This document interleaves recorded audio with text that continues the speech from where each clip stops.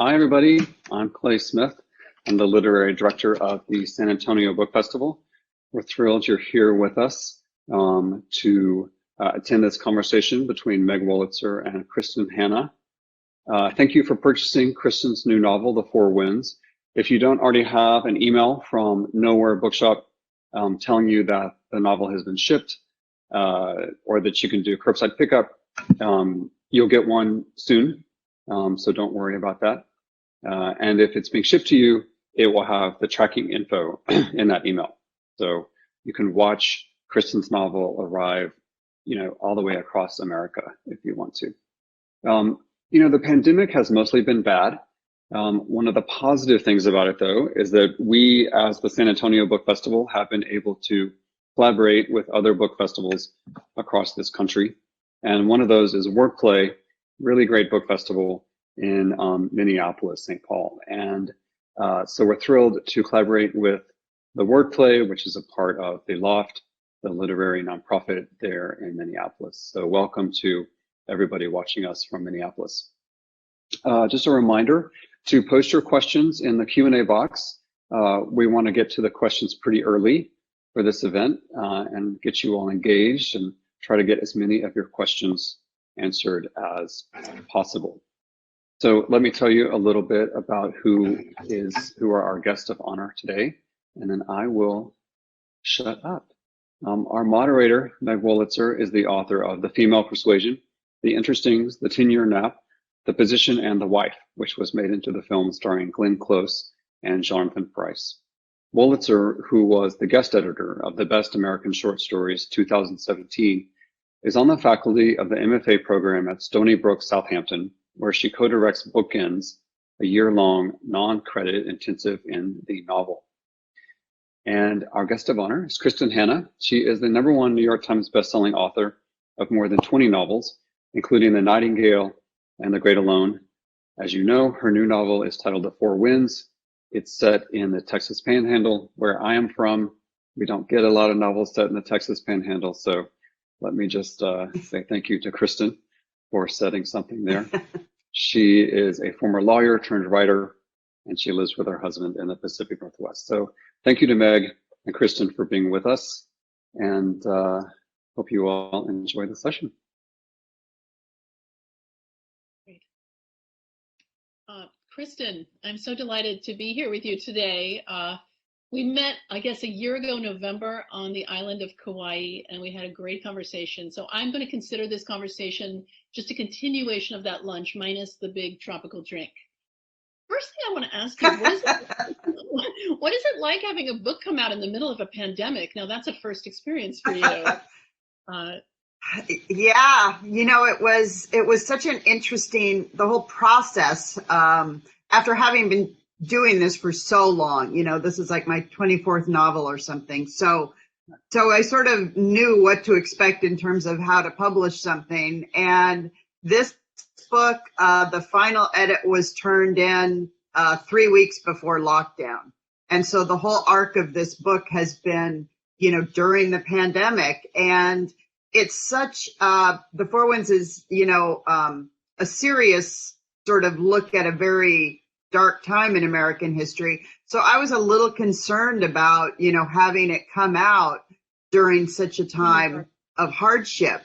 But it was, everything was already in the works. And, we've just, like all authors, I've just learned a new way to connect with readers, through events like this. Yeah, I think I'm just an aside on that point. I think it's interesting. You never really know like how books will do during a certain time. I think there was some anxiety about that, but I think that book sales, I know independent bookstores have struggled so much because they were shuttered and have been still.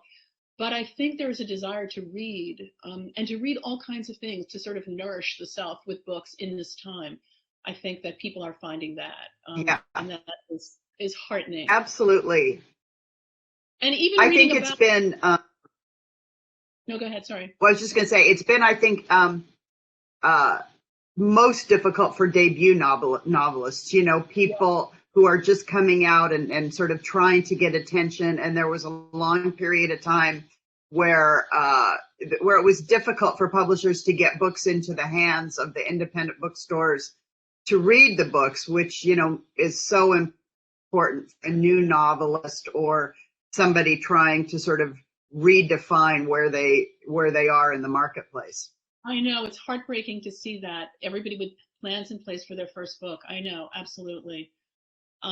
There's the paperback too, and maybe they can consider that almost like a, you know, a way to find a bigger audience. But, you know, so you started the Four Winds over 3 years ago. And of course, as everyone is saying, and as Clay just mentioned, you know, it has an eerie prescience in that you're writing about adversity. Yeah. And in the case of this novel, American adversity in the Great Depression. I always feel when I'm in conversation with a writer that I have to walk a fine line between giving too much away to those who haven't yet read it and in sort of giving a wink and a nod to those who already have. So we're going to walk that fine line, I hope, pretty well. There are a lot of ways to write a novel. That every novel, it seems to me, is sort of like an advent calendar with a lot of different doors in. What was the way in to the Four Winds? Like, what was the generative idea for you? Was there one? Yeah, actually, there were two actually sort of inspirations for this book. And first, I wrote a book a few years ago called The Nightingale, set in World War II France about the women of the French Resistance. And the publication of that book really coincided with the rise of social media. And because the book sold well, I toured for much longer. You know, usually when I tour, no one's read the book, and then I go home and, you know, so I don't really know necessarily what people are saying, or I didn't used to.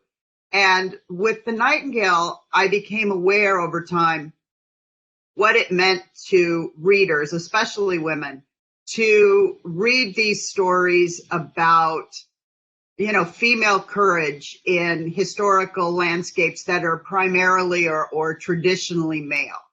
And that was sort of when I understood like how much it meant to people and how much it meant to me as a woman, you know, and, you know, so I started looking for a story that I could tell that was of that kind, but was a quintessential American story, right, about, you know, the women I knew, the women in my family, you know, that sort of thing. And that kind of kismet came together with a photograph from Dorothea Lange of the Great Depression. There's a famous photograph called Woman of the High Plains, not quite as famous as Migrant Mother, but it's this, you know, this just iconic shot of a woman looking out at something, and you sort of see stamped on her face despair and fear, and then there's this resilience. And I just thought, you know, I didn't know much about the Great Depression. I didn't know much about the Dust Bowl. And it was that photo that really made me think, what were the women doing, you know, during this time period? And it gave me a way in, you know, to write an American historical. That's incredible. So when did the character of Elsa appear? Was that sort of right away? Did you conjure her or was that later? No, this is, as I was laughing when you said that every book has a different way in, and it's like an advent calendar, because that is such a beautiful description of my own process. Actually, with this book, you know, I did a year's worth of research and did my, what we call a synopsis, which is the, you know, the arc of the story and what I expected the story would be. And then I took about 8 months and, you know, started writing that story that I had mapped out. And at about page 400, Elsa walked on as a bit character. And I sort of knew instantly that I had taken all of my research and written a really good story that wasn't the story I wanted or needed to tell. And so I struggled with that for a while, drank a bit of wine, hung out with my girlfriends, you know, talked about it. and ultimately started over and just gave the story to Elsa. I sometimes feel like it's like that sign that they say, like in an elevator, don't get into an elevator during a fire because it will go to the heat. You want to go to the heat when you're writing a novel, right? And she was the heat for you, well, I guess. Yeah, exactly. And I think that, one of the things I've learned with my process, and as you know, every one of us does this in a different way, which is one of the things I love about writing. And not only do we each do it in a different way, but each novel can be done in a different way, one to the next. It's never this path that you see coming. And I have learned, not to be afraid of the moments of clarity that I have that require the courage to start over. Because once I have that clarity, it seems, everything just is easier. It's so encouraging hearing you say this, because it's really true. I think that's great advice if some of the audience members are writing, to not be afraid to say, I need to sort of take a different path. Because what you've done on that previous path is going to, even the mistakes, or, not mistakes, but whatever didn't feel right, will inform the next way you do. There's no wasted time. Yeah. My girlfriend and I talk about the ghost of the previous draft, and there's always a lingering presence. Even if you've cut something, everything you've done somehow finds its way in there. And, I kind of think of writing as like, you've got the little brush and you're uncovering the velociraptor under the sand, bone by bone. And then there's that moment where you see the whole of it. And to me, that's the moment that a novel takes shape, because then you know what you're editing for, what you're writing for, your theme clarifies. So I love that moment. Well, it's clear that happened here, because I was thinking about all the things that the novel really is clarifying. One of the things that it struck me was doing that about was ideas about fairness and unfairness, humanity and inhumanity. Also, you have such a deep knowledge of labor organizing. Was that something that you got just doing the research, or do you have a passion for that prior? Yeah, no, I mean, really everything about this novel was new to me. And that was something, I had the same feeling when I started the Nightingale. This idea that this is a period of history that all of us should know. This should be a part of our DNA here, because, I mean, what is past is prologue, and we see so many parallels between, then and now. And so, for me, it was this search to uncover our own shared history. And I really didn't, I knew the grapes of wrath like everybody else. And, with the Dust Bowl, I knew even less. And so it was really this, as I got into the research and began to understand these people, what we call the greatest generation, and their resilience and their strength, and how they survived and what they survived, and what their story arc should say to us about so many things, about the environment, about how we treat each other, about what the American dream looks like. I just thought all of that was relevant to today. Oh, it really is. There's a line in the book, a woman says, "This is America. How can this be happening to us?" And I can't imagine anybody reading that book now who's lived and seen sort of unfairness and the way poor people have been made to feel like second-class citizens, immigrants, everybody sort of looking at the experience in our country and the roiling pain and hardship that so many people have experienced, and say, you're a novelist, but you also feel like you're an advocate for your characters in some way. Yeah, and I think that one of the greatest gifts that fiction has given me as a reader and as a writer, and what I think a great part of its gift in general, is the ability to create empathy and, to put people in, it's not just that you're reading about the Great Depression or the Dust Bowl. You are, to some extent, experiencing that. And one of the things that was really important to me in this novel, especially because there was so much hardship and difficulty, was sort of the moments of kindness that Elsa and her family are shown.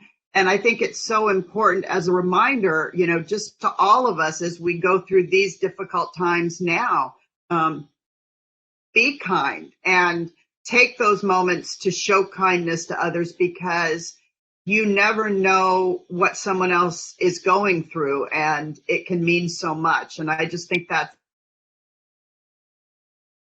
oh, did we lose you? Yeah.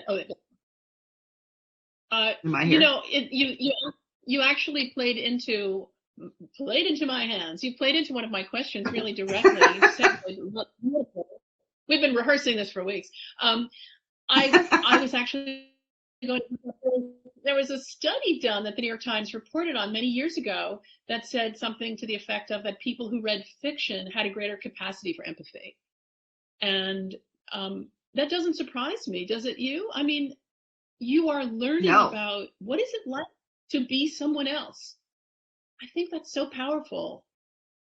It is, and I think that, I think it's the gift. It really is. You can, fiction does so much, and I think probably a lot of the people who are listening today, and I'm sure we were all the kids who were reading constantly, and it is those books that open your eyes to the possibility of other worlds. I went to study in London when I was 19 years old because of reading Catherine by Anya Seton.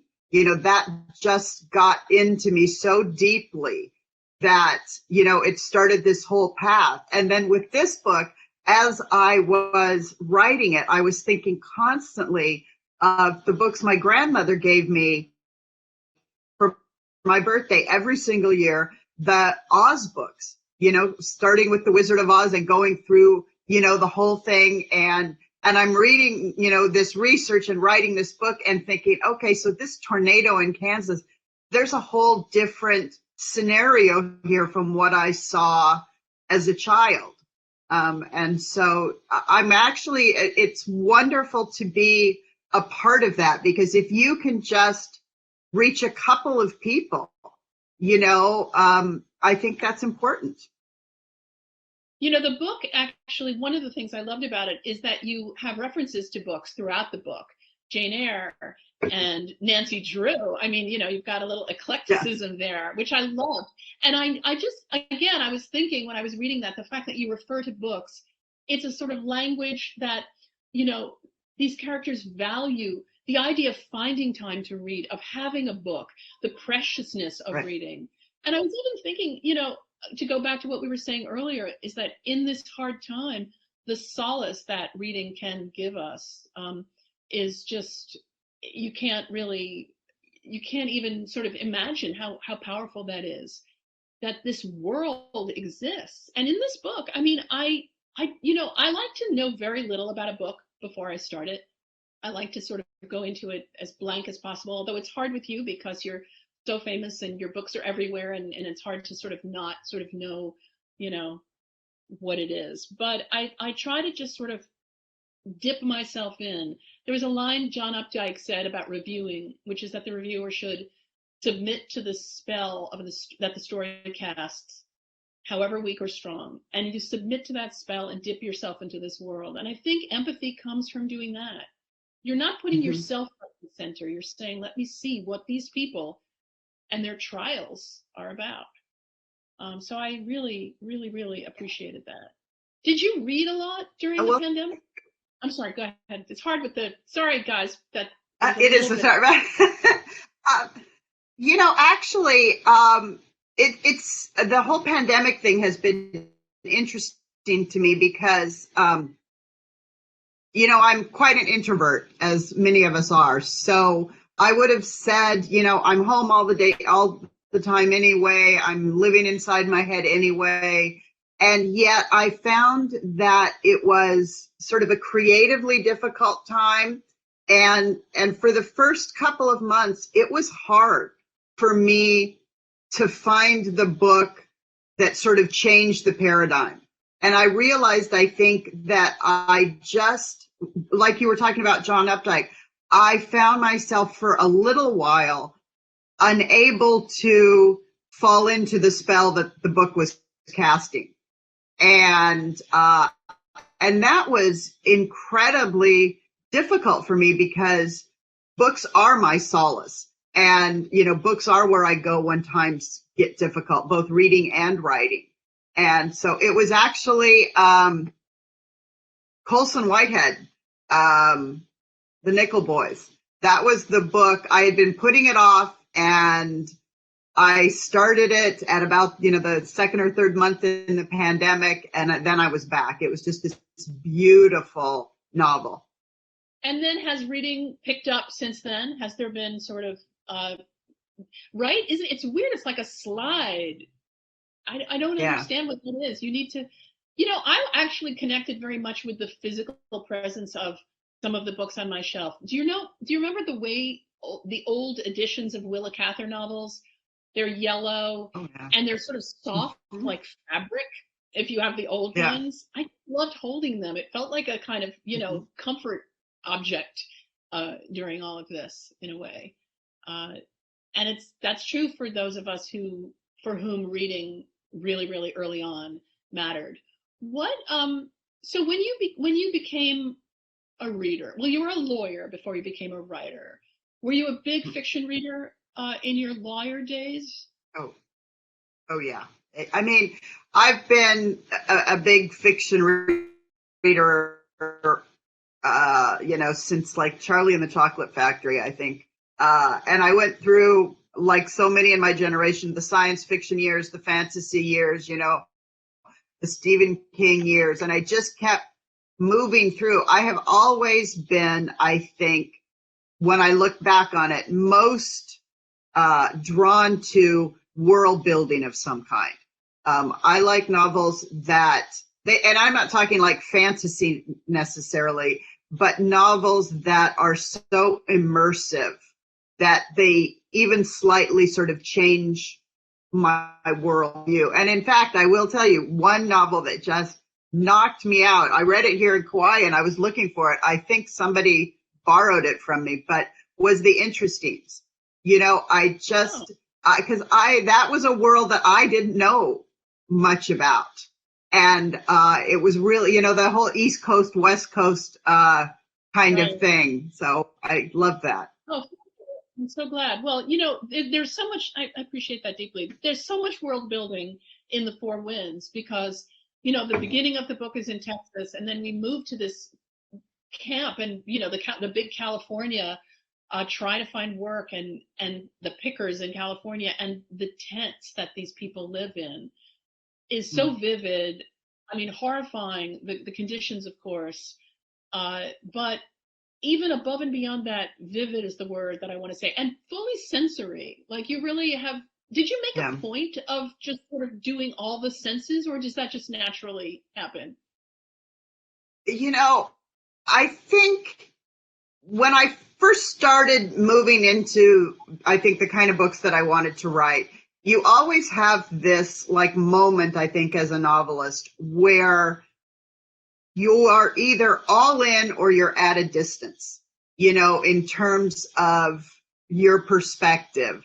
And am an all in person, emotionally, physically. I don't, draw back. I really sort of lean into that empathy that we were talking about. And so to me, to fully immerse you in that world requires the kind of specific description and I guess a clarity again that you can really imagine what the picture I'm painting. And right. so, yeah, I work really hard at, what I work really hard at is first doing it and then trying to cut as much as I physically can of it. Because I'm a very lengthy writer to start with, and I try to pull back on that as much as I can. That's smart. Yeah, I sometimes have told students that writing a novel is like building a Jenga tower, the game Jenga. If you can pull out one, Yeah. if you can pull out one and it still stands, maybe it didn't need to be there, Yeah. Now we do have our first question, so let's ask Kristin the first question from the audience, from Denise. Kristin, do you keep a regular daily schedule for writing? Hi, Denise. In a normal world and a normal year, yes, I do. I'm very much still the lawyer turned writer. And so I pretty much write, I wake up at 7, I go for a run or something, and then I write from 8 to 4 basically every day. And that schedule has, of course, changed over the years. In the first, 8 or 10 years of my writing life, I was writing during nap time or school time, or, I always had something else on my plate. Now that I have a lot of time, I tend to work more, mostly because it is a job, but it's also a passion. And I love writing more than almost anything. Same here. Elizabeth is asking, would you please repeat the names of the books that have inspired you recently? The book that was the turning point for you during COVID. Oh, yeah, I could recommend a couple of books.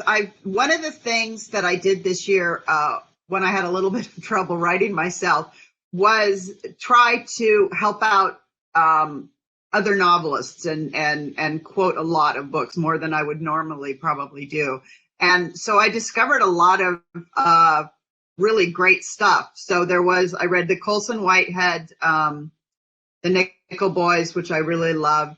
I read This Tender Land by William Kent Kruger, which is also a novel set during the Great Depression, which I really loved.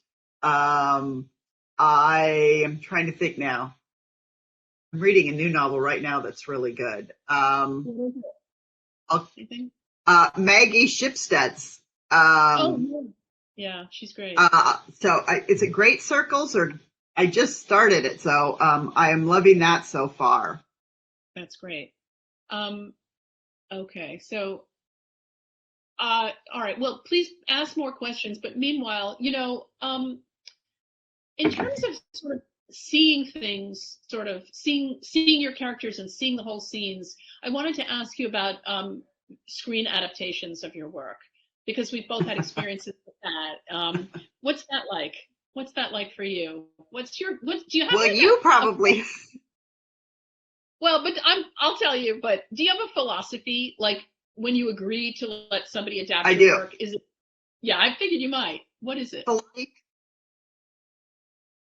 Yeah, the whole Hollywood process is, it's kind of a battleground, and it takes you a while. You go into it starry-eyed, and then you discover how long these things take, and how many things have to go right for anything to ever come to the screen. And so it gives you time over the years to come up with philosophy. And for me, it is very much now, I give a lot of thought to who I give my material to adapt. I talk with them, I really want to believe going in that they match my vision. And this will be controversial for my readers. I'm not concerned with a slavish adaptation. I am concerned with a really good film or TV show that contains the heart of what I was trying to say. But I'm very clear on the fact that they are two different mediums. And they know what they know, and I know what I know. to do their job.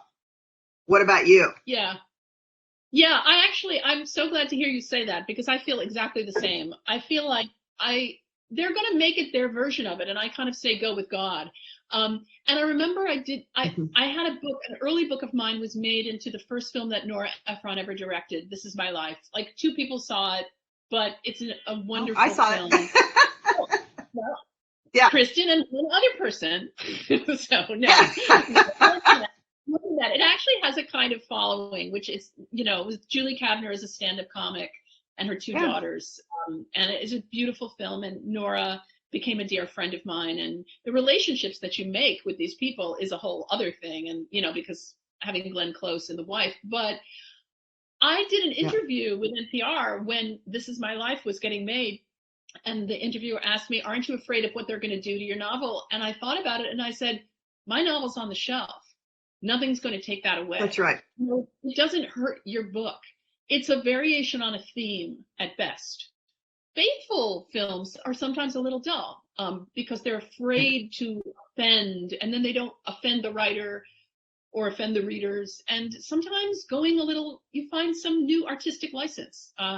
And it, I agree with you. Although, it's interesting, and I respect and understand as an avid reader when there's a book that means the world to me.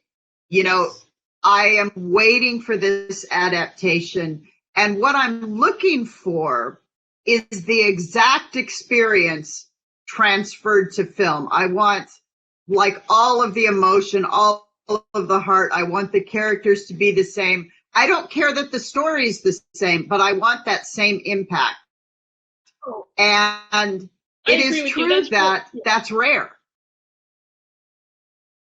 Yeah, I mean, I know what you mean. I mean, it's not that I don't believe that faithful films can be wonderful. They really, really can. But if you love something, let it go. If you love something, you want to have that thing. You want to have it again and again. You want to suck the lozenge as long as you can and get every bit of flavor. And you get so excited when you see that there's a movie or a book of something you've loved. I know.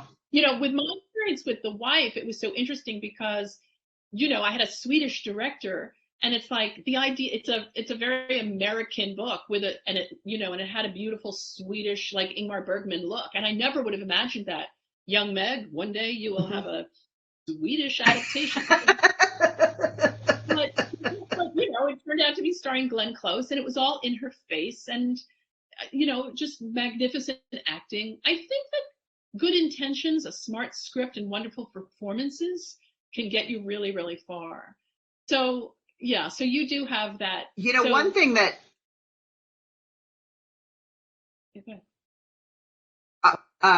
one of the things that amazed me with Firefly Lane, which they changed a bit, but we did that table read. I don't know. It's where you sit down and all the actors are there and they're reading the script, and I came into the room and they had everybody sitting there and they had chairs along the wall. And so I went and sat along the wall, and, the director turns to me and says, Kristin, you're supposed to be at the table. We've got a script here for you, And so I was sitting there, and to watch for the first time what actors bring to your character, it's like this fangirl moment where you're just going, that is so cool. And you understand, and that's when I really understood sort of viscerally how much your cast matters. Because someone like Glenn Close, I mean, all you have to do is put the camera on her face and she's bringing everything that's the interior of the story. I want to get to the next question, but just quickly, I want to say this is so interesting. I really think that actors, I want to sort of understand what it is actors do about character. I think a great conversation would be between a novelist and an actor who, I did a conversation with Glenn Close, their talks, and it was so interesting, the difference between how a writer approaches a character and how an actor does. Conversation, but maybe we'll have it over lunch someday. It's right. Well, and let me just say really quickly, you can also get a really cool sort of angle into a novel like The Four Winds or something by listening to the audio too, because then there's this bridge where you've got the actor sort of interpreting it. And the gal who does The Four Winds, it was fascinating talking to her about her process. I think that conversation is at the back of the audio book, and it's really fun. Well, I really want to. I want to listen to that. Okay, so we have a question from Amanda, who wants to know, have either of you ever abandoned a novel? Great question. And I'd love to hear about your revision process. Who are your first readers? Great question, Amanda. I have abandoned 2 novels. One that was a historical novel that I worked on for about 8 months and decided wasn't working, a Russian novel. And then following the Nightingale, this is kind of a mini abandon. Following the Nightingale, I began to, it was a long process publishing the Nightingale. During the course of that, I began to get a glimpse of the way the novel was going to be perceived. And it started to sort of build this momentum, probably, quite a bit before publication. And everyone said to me, write another World War II novel because you want to capitalize on this success. And my response was, the last thing I want to do is write another World War II novel that will be compared to this. So I decided to write something that was completely out of my wheelhouse, that I love to read, but I had never written before. And I was calling it back then a domestic thriller, with an unreliable narrator. And there had really only been Gone Girl out of that when I was doing this. And about a year in, Girl on a Train came out, and I began to see that this was going to be a thing. And I was in the middle of writing it.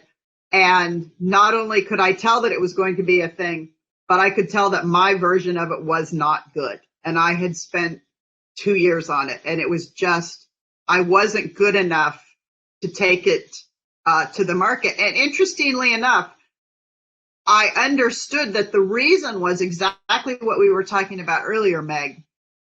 I am really interested in, and I don't hide anything from them. And this made the whole thriller process incredibly difficult for me to maneuver. So anyway, 2 years in, I threw that novel away. I took all of the characters and the setting, and I turned it from a domestic thriller with an unreliable male narrator set in the 90s to The Great Alone, a coming-of-age novel set in the 70s. That's just a great, picture-perfect example of what writers do and how things are not wasted and how it takes a while and it needs to sort of find the right form, right? You've got some things and you saved them. So do you write as you research the history of your time and place? Humera wants to know. Well, actually, before I get to that, sorry, also from Amanda. Oh, yeah. Revision process. And then Humera, we'll get to Yeah. Well, obviously, you can tell from the amount of stuff I throw away, I revise a lot. In fact, I love, love, love editing. I do what I call reimagining all the time. I'm constantly looking at what I have and trying to assess my vision versus what I actually have, and trying to determine whether my vision is what I should be following, or if there's something like Elsa that appears that points me in a new direction, I will often follow that.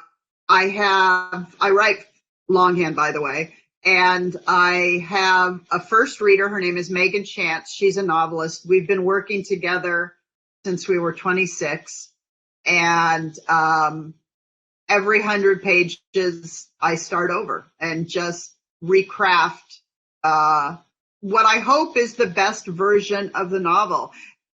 And I think, that goes back to what we were talking again about the ghost in the machine.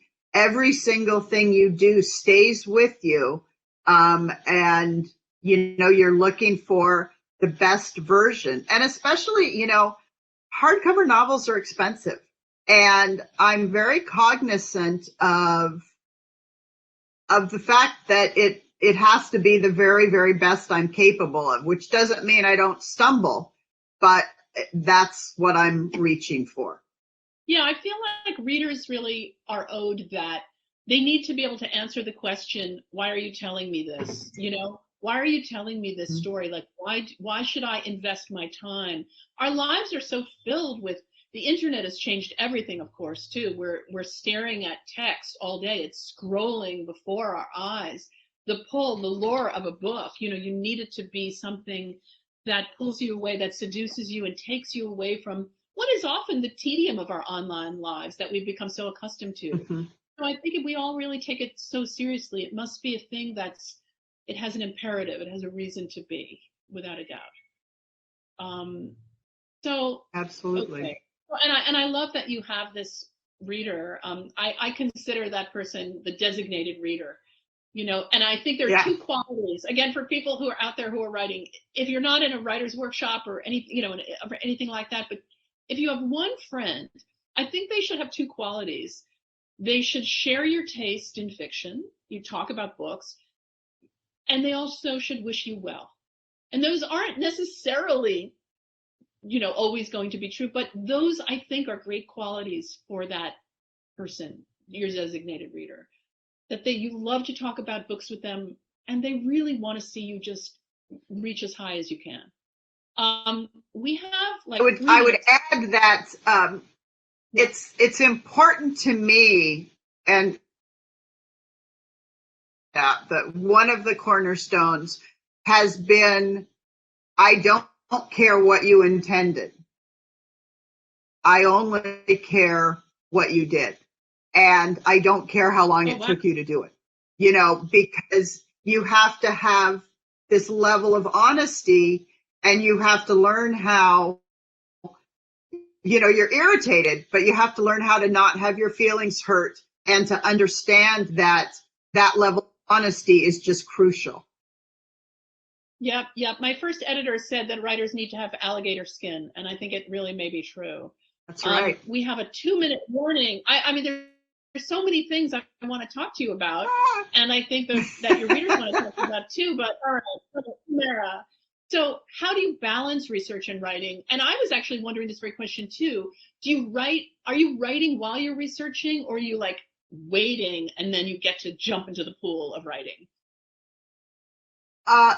With these historical novels, I do about 8 months to a year of just straight research. And that's me trying to understand the period, understand what I have to say, and coming up with a story that sort of illuminates the era. That's what I'm trying most to do. And you can see that the Four Winds, for example, the spine of this plot is very much the story of America at that moment, in that place, in that time. And then, of course, I'm researching constantly, as I go along and as I'm writing, because you don't really know what you need until you get to that moment. And for me, especially writing about the Texas Panhandle, I knew so little about it. So it means you have to stop and research what was in bloom, whether the car had a radio, whether it had a radiator cap. There's endless questions that come up.